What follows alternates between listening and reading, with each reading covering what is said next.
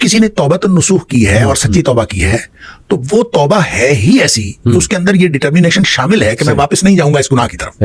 اگر ایسی توبہ کی ہے تو وہ قبول ہے انشاءاللہ.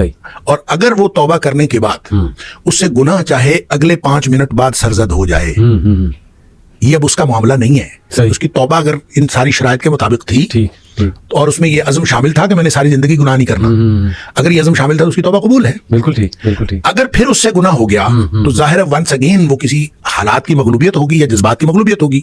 تو جب پھر گناہ ہوا تو پھر اس کے اوپر وہ اسی طرح کی توبہ پھر لاگو ہوگی, پھر ہوگی تو پھر اس وہ توبہ قبول ہو جائے گی.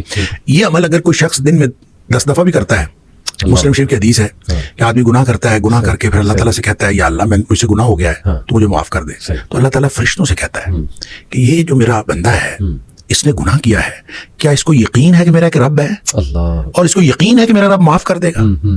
اور فرشتے کہتے ہیں یا اللہ یقیناً اس کو یہ یقین ہے, اسی لیے تو آپ سے معافی مانگ رہا ہے. اللہ تعالیٰ فرماتے ہیں میں نے اس کو معاف کر دیا. کیا بات ہے. اچھا کچھ دیر بعد پھر گناہ کر لیتا ہے, پھر بیٹھ جاتا ہے رب انی اذنبت ذنبا, اللہ مجھ سے گناہ ہو گیا ہے, تو پھر معافی مانگتا ہے اللہ تو مجھے معاف کر دے. اللہ تعالیٰ پھر فرشتوں کو گواہ کر کے کہتا ہے کہ اس کو یقین ہے کہ میرا رب اب بھی معاف کر دے گا. اللہ تعالیٰ پھر معاف کر دیتا ہے. سبحان اللہ. پھر تھوڑی دیر بعد پھر اس سے گناہ ہو جاتا ہے. اچھا اس کا مطلب گناہ کے دوبارہ ہو جانے کے ساتھ اس کا تعلق نہیں ہے, اس کا تعلق آپ کی توبہ کی کوالٹی کے ساتھ ہے کہ آپ نے توبہ کس قسم کی ہے. اگر توبہ کی کوالٹی ٹھیک ہے تو گناہ معاف ہے انشاءاللہ. حتیٰ کہ مسلم شریف کی حدیث میں آتا ہے کہ نبی پاک صلی اللہ علیہ وسلم نے فرمایا کہ اللہ فرماتا ہے پھر کہ اب میں نے اس کو ویسے ہی معاف کر دیا ہے, یہ گناہ کرتا رہے توبہ کرتا رہے, میں نے اس کو ویسے ہی معاف کر دیا. اس کی وجہ پتہ کیا, اس کی وجہ یہ ہے کہ توبہ صرف اس شخص کے لیے نہیں ہے کہ جس نے گناہ کیا ہے. توبہ اصل میں مومن کی زندگی کا منہج ہے. مومن کی زندگی توبہ سے. اب اللہ کے رسول صلی اللہ علیہ وسلم کا کیا گناہ تھا؟ نبی کریم صلی اللہ علیہ وسلم فرماتے ہیں میں ایک دن میں 70 سے زیادہ توبہ استغفار کرتا ہوں, اور ایک حدیث میں فرمایا 100 دفعہ میں توبہ استغفار کرتا ہوں, اور تم بھی توبہ استغفار کیا کرو. تو جب نبی پاک صلی اللہ علیہ وسلم ایک دن میں 100 دفعہ کرتے ہیں تو ہم کس بات میں, ہمیں تو سارا دن توبہ استغفار ہی کرتے رہنا چاہیے.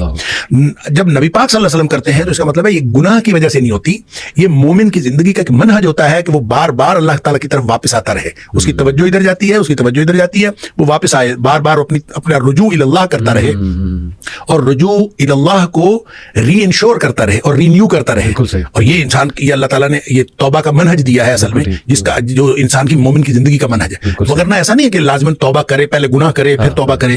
گناہ نہ بھی ہو توبہ کرے اور توبہ کرتا رہے اور رجوع الی اللہ کرتا رہے. لہٰذا جو سوال آپ نے کیا تھا اس میں یہ ہے کہ اگر کسی سے گناہ بار بار ہوتا ہے تو گناہ کی ریپیٹیشن امپورٹنٹ نہیں ہے.